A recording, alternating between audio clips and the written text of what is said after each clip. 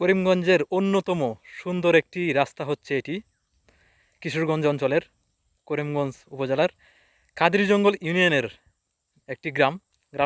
গ্রামের নাম হচ্ছে ইসলামপাড়া। ইসলামপাড়া গ্রামের একটি অসাধারণ সুন্দর একটি রাস্তা এটি। দেখেন কত সুন্দর।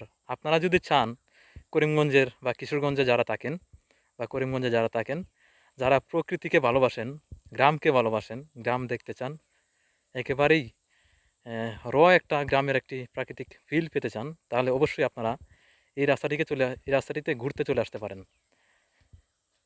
দেখেন কত সুন্দর একটি রাস্তা। এরকম অসাধারণ সুন্দর ভিউ বা অসাধারণ একটা রাস্তা, একবারে মাটির পথ, মানে মাটির রাস্তা এটি। দেখেন কত সুন্দর মাটির রাস্তা। এরকম এগুলো আসলে খুব বেশি পাওয়া যায় না এখন গ্রামে গঞ্জে।